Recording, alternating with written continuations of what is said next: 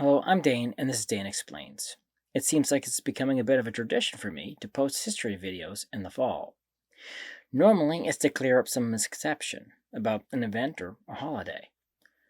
But with the recent events between Israel and Hamas, I thought I would answer a question I don't hear a lot of people ask, but I know a lot of people are thinking, and it's especially relevant right now. The title probably gave it away, but why does the nation of Israel exist?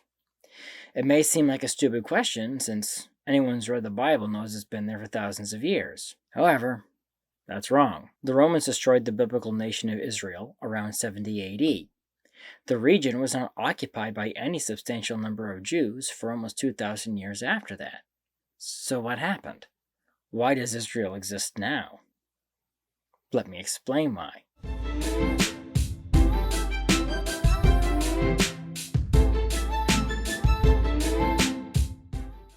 After the Romans forced the Jews out of the region around 70 AD, the land we know as Israel today was controlled by the Roman Empire until it split into the Eastern and Western empires.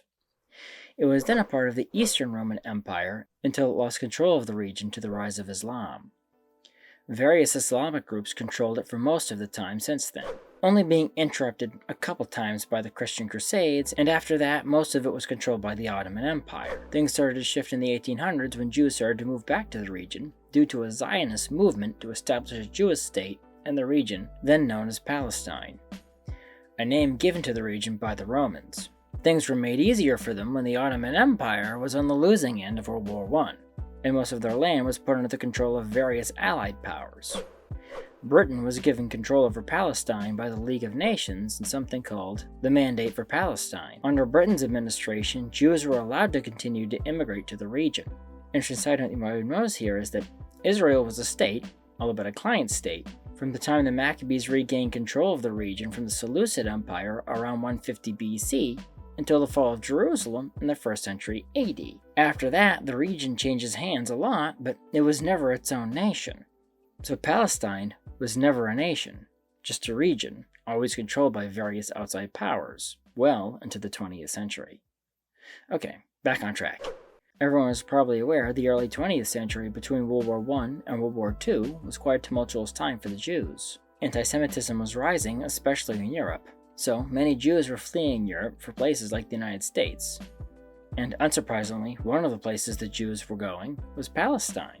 And many Europeans were happy to see the Jews leave. In fact, the local Muslims were sometimes not opposed to the immigration of Jews because the way they saw it, they were putting themselves all in one place, making them easier to wipe out. By the mid-1930s, Britain had decided the Mandate of Palestine wasn't working, and they were trying to figure out a way to give the area its independence by splitting it into two states, a large Arab state and a small Jewish one, but the various groups couldn't come to an agreement. In the meantime, before World War II, Britain had set limits on the number of Jews that could come in every year. However, once the war was in full swing, the immigration rules were relaxed due to the growing number of Jewish refugees in Europe that needed a place to go.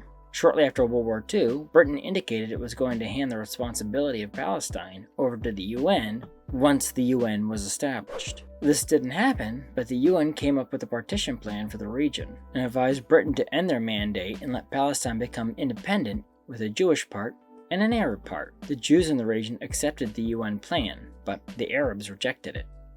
Immediately after the resolution passed, fighting broke out between the Arabs and the Jews in the region, while Britain attempted to maintain order. Britain decided it would end its mandate on May 14, 1948, but they would just withdraw and not make any attempt to enforce the partition plan the UN had passed. The UN wanted to form a transitional government to assist with executing the plan, but the British government refused to cooperate. Then on May 14th, when Britain's mandate came to an end, the Jews declared independence in accordance with the UN partition plan, and the new nation of Israel was born. Israel was immediately recognized by the United States and the Soviet Union. The Arabs did not declare independence, but they still didn't plan to let the new Jewish state last long. The very next day, on May 15th, 4 Arab nations, Egypt, Jordan, Iraq, and Syria, invaded Israel in what's known as the 1948 Palestine War. The war lasted a year, but by the end of it, Instead of losing territory, the territory of Israel had grown to close where it is today, with Egypt controlling the Gaza Strip and Jordan controlling the West Bank. There have been several wars since then. Each time, Israel gains a little more territory. Time will only tell how well it turns out. But please keep everyone involved in your prayers. Thank you for watching. If you like this video, please press the like button. Subscribe to my channel and ding the bell to get notified when I post new videos. Also, please support me on Patreon, link in the description. The more people support me, the more time I can dedicate to making videos like this one. So, until next time, have a great week.